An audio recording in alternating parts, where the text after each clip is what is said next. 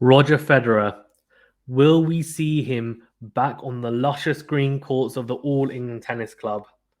It remains to be seen, and most likely it won't be next year because the Swiss player himself, the 40-year-old superstar, has said he's very unlikely to meet and make Wimbledon 2022. He does predict he'll be back the summer of 2022, but not before Wimbledon. So most likely, if he is to play a slam next year, or only be the US Open. He had surgery in August this year, and he's looking to recover and go through his rehabilitation even. It's an interesting one because we didn't really have any information about what the injury was. He was keeping it under wraps, which is his prerogative. It's up to him. I think it's a little bit strange because there's no advantage or disadvantage giving out the information. I think a lot of people, especially as fans, would have liked to have heard about it. So now we know that he underwent surgery, knee surgery in August. It's probably his meniscus. A lot of people have recovered from that injury and come back to play. However, Father Time is against him. Most likely he'll be 41 when he does come back. So the big issue for him really is, number one, can he make a comeback and play near the type of level he was playing when he won 4 straight matches at the French Open this year?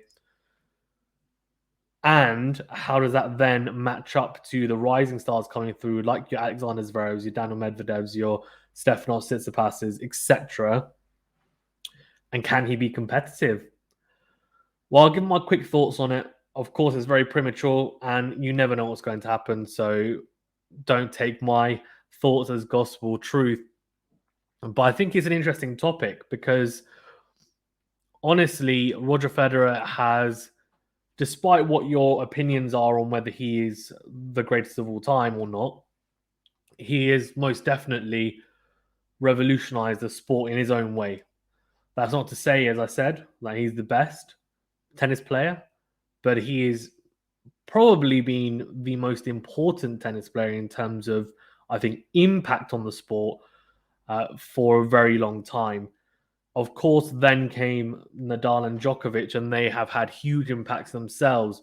But I think by being the first of the big three, he has managed to definitely lift tennis to a realm where interest is and has been at its peak for quite some time now. But the Swiss star has a lot of things to contemplate. I mean, one, we don't know whether 100% he'll be back on court. Two, is he then going to, if he doesn't make Wimbledon next year, does that mean that he's going to then play another year to try and play at Wimbledon? That seems to be the biggest tournament that he's interested in. He said he's not going to be able to play at the Australian Open. He said it was very unlikely that he's going to make Wimbledon in 2022. He didn't even mention the French Open, which, to be fair, he skipped for 2 years, so that's not a surprise. And I think we all know it's probably not his favorite tournament. There's a lot of scars there with Rafa Nadal beating him so many times at Roland Garros. And yes, he's won there once before, and he's definitely not a bad clay court player. But I think if you were to ask him, what's your least favorite Grand Slam, I think he would very quickly say Roland Garros.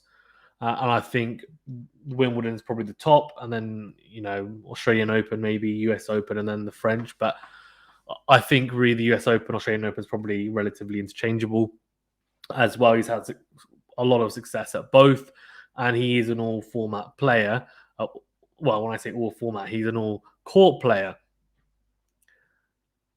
Now, I think the biggest thing for him is that in the past he's been able to regulate the type of matches he's playing, how much he's been playing, taking breaks at the right times. And, everyone thought, we might have a potential fairy tale with him at Wimbledon because he played so well, I think unexpectedly well at the French Open, where he then pulled out after winning his first 4 matches. But he looked good, to be honest with you. He looked quite good and went into Wimbledon and started off quite well. And then obviously in the end, being upset by Hubert Hurkacz in the quarterfinals, which was a shock. However, I think it showed a little bit about where Roger Federer is now in his career. I think if I am to be honest, I think if we want to look at it from a holistic point of view, or a holistic approach, even if we take a holistic approach on this, Roger Federer, it's very unlikely he's going to win another Grand Slam. I would say he could definitely come back and be fully fit, but do I see him having a huge impact in terms of adding to his 20 Grand Slam tally? Probably not. I think it's very slim. It's not impossible. Nothing's impossible when it comes to someone like Roger Federer in tennis, that's for sure. But I think it would be unlikely for sure. I think the other issue is that before he did really just have Djokovic and Nadal to contend with, but with Medvedev winning the US Open this year, and I feel like it's almost going to be time for someone like Zverev to win one as well next year potentially.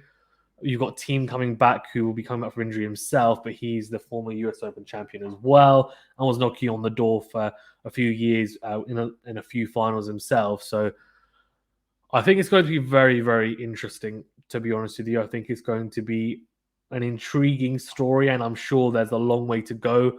I wish him all the best. I really hope that we do see him back on court because, I don't think his legacy will be tarnished because the last time he lost, he got bageled in the final set of a Wimbledon quarterfinal, which is his favorite tournament. I don't think people are going to have that lasting memory of him. I think if he does retire, the lasting memory will be all his incredible feats, which I'm sure we will do it as a video going through some of those at some point whenever he does retire. But it's not an ideal way to retire either. By injury, I think he would like to retire on his own terms when he would like to. It's never great as a sportsman to then retire because you've had to. I think for him, he would like to retire because he wants to. And I think there is a big difference there for sure. But we'll see. We'll see how Roger gets on. And, I'm calling him Roger because obviously we're best mates. And we'll see how he fares in the next few months, and hopefully his rehabilitation goes fantastically and we do see him back on court. And who knows, maybe if we're lucky, if we're very lucky, it might even go quicker than expected and we might see him at Wimbledon, but he's saying it's very, very unlikely. So I think he's trying to temper expectations, and that's the right thing to do as well, because the last thing he wants is pressure on him to make Wimbledon. And I think most likely he's probably trending to be fully recovered around the Wimbledon period, but whether he has then time to play beforehand to then play Wimbledon is a big difference, and I don't think he'd compete and go into Wimbledon half-cooked. So that's understandable as well.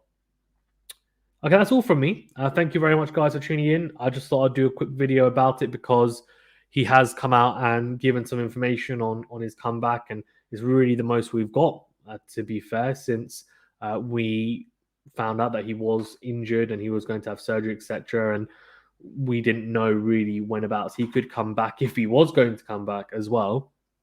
So thank you guys for watching. Please remember to smash the like button if you haven't already, and do also subscribe to the channel as well. It really does help us out. All your support is greatly appreciated. Without you guys, we're nothing. Like, we are people that, to be fair, want to give you guys as good content as possible, with reviews, with analysis, with watch-alongs, etc., live commentary. So do get involved and support the channel if you can. We are also going to be doing a QualityShot Tennis Awards for the year. So for 2021, we should have 2 other channels on, and probably myself and Venny. I will see if I can get 1 other channel to come on as well. But it'll be a fantastic collaboration on the channel, so do get involved in that as well. And it'll be categories. So, for example, best player of the year, most improved player, best match of the year, biggest upset, etc., etc. Cool. Thank you very much, guys. I really appreciate it. Have a fantastic day and eve or morning or afternoon, wherever you are. Stay safe and well, and I'll see you on the next video.